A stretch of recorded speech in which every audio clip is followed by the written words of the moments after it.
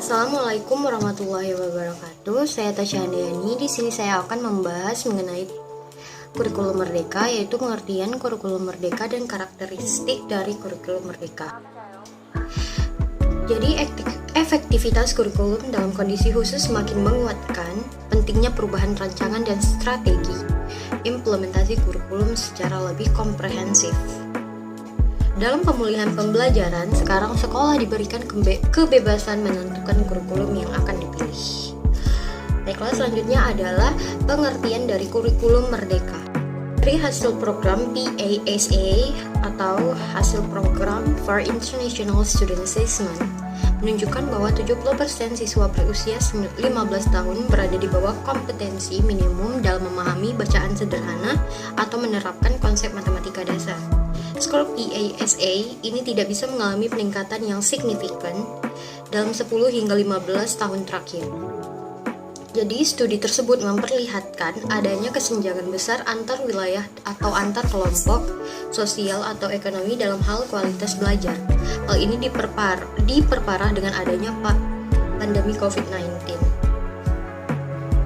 yang membuat dunia pendidikan hampir kurang lebih 2 tahun. Kurikulum merdeka ialah kurikulum dengan pembelajaran intrakurikuler dengan konten yang beragam agar siswa dapat lebih optimal dan memiliki cukup waktu untuk mendalami konsep dan menguatkan kompetensi. Kurikulum merdeka pertama diluncurkan pada tahun 2022 dan bersifat opsional, atau dalam kata lain tidak wajib atau tidak ditetapkan. Selanjutnya adalah karakteristik kurikulum merdeka, yaitu ada 3. Yang pertama, pengembangan soft skill dan karakter. Yang kedua, fokus pada materi esensial, pembelajaran yang fleksibel. Implementasi kurikulum merdeka juga bisa disebut sebagai satuan pendidikan yang harus memperhatikan ketercapaian kompetensi peserta didik pada satuan pendidikan dalam kondisi khusus. Pada masa pandemi COVID-19, merupakan salah satu kondisi khusus yang menyebabkan ketertinggalan yang jauh dalam dunia pendidikan. Learning loss yang berbeda pada ketercapaian kompetensi semua peserta didik. Untuk mengatasi ketertinggalan yang jauh ini,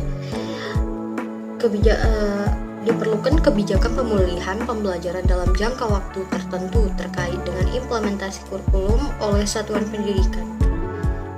Implementasi kurikulum oleh satuan pendidikan dapat menggunakan kurikulum yang sesuai kebutuhan pembelajaran peserta didik dan harus memperhatikan ketercapaian kompetensi peserta didik di satuan pendidikan dalam rangka pemulihan pembelajaran.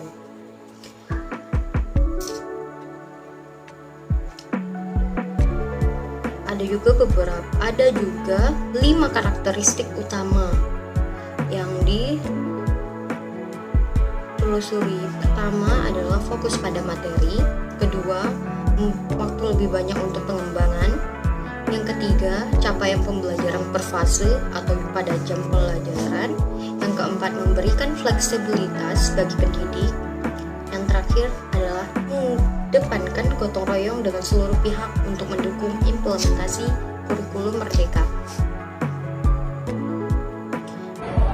Assalamualaikum warahmatullahi wabarakatuh. Perkenalkan, nama saya Kamila Zikra dengan NIM 2103050037.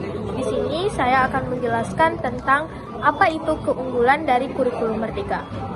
Dalam kurikulum merdeka belajar, siswa diberikan kebebasan untuk mengatur pembelajaran mereka sendiri sehingga mereka merasa lebih bertanggung jawab atas pembelajaran mereka.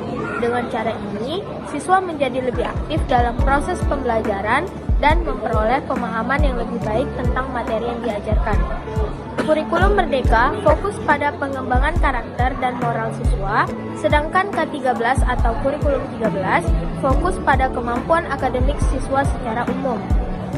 Pelaksanaannya, kurikulum merdeka lebih fleksibel dan memberikan kebebasan kepada guru untuk mengembangkan pembelajaran, sedangkan K13 atau kurikulum 13 lebih terstruktur dan memiliki pedoman yang jelas. Kurikulum merdeka Belajar adalah inovasi dalam pendidikan Indonesia yang bertujuan untuk mengembangkan potensi dan minat belajar siswa. Kurikulum ini memberikan kebebasan kepada siswa dalam memilih minat belajar mereka sendiri maupun mengurangi beban akademik dan mendorong kreativitas guru. Baiklah, sekian dari saya. Wabillahi taufiq wal hidayah. Wassalamualaikum warahmatullahi wabarakatuh. Baik, Assalamualaikum warahmatullahi wabarakatuh dan selamat siang. Saya Cerda Arfian akan menjelaskan tentang hal-hal yang ada di modul ajar kurikulum Merdeka dan juga hal-hal yang terdapat pada kurikulum Merdeka. Hal yang ada di kurikulum Merdeka itu salah satunya adalah capaian pembelajaran atau CP. Jadi, capaian pembelajaran merupakan kompetensi pembelajaran yang harus dicapai peserta didik pada setiap fase perkembangan. Dan capaian pembelajaran mencakup sekumpulan kompetensi dan lingkup materi yang disusun secara komprehensif dalam bentuk narasi. Kemudian di dalam modul ajar kurikulum Merdeka juga ada alur tujuan pembelajaran atau ATP. Jadi jika capaian pembelajaran adalah kompetensi yang diharapkan dapat dicapai murid di akhir fase, maka alur tujuan pembelajaran ATP adalah rangkaian tujuan pembelajaran yang disusun secara sistematis dan logis di dalam fase pembelajaran untuk murid dapat mencapai capaian pembelajaran tersebut. Dan kemudian hal-hal yang terdapat di dalam modul terdapat di kurikulum Merdeka itu tadi seperti yang saya jelaskan adalah modul ajar. Jadi modul ajar adalah dokumen yang berisi tujuan, langkah dan media pembelajaran serta asesmen yang dibutuhkan dalam satu unit atau topik berdasarkan alur tujuan pembelajaran atau ATP. Modul ajar serupa dengan RPP atau lesson plan yang membuat rencana pembelajaran di kelas. Kemudian ada juga profil pelajar Pancasila yang merupakan ciri karakter dan kompetensi yang diharapkan untuk diraih oleh peserta didik yang didasarkan pada nilai-nilai luhur Pancasila. Kemudian ada juga kriteria tercapaian tujuan pembelajaran.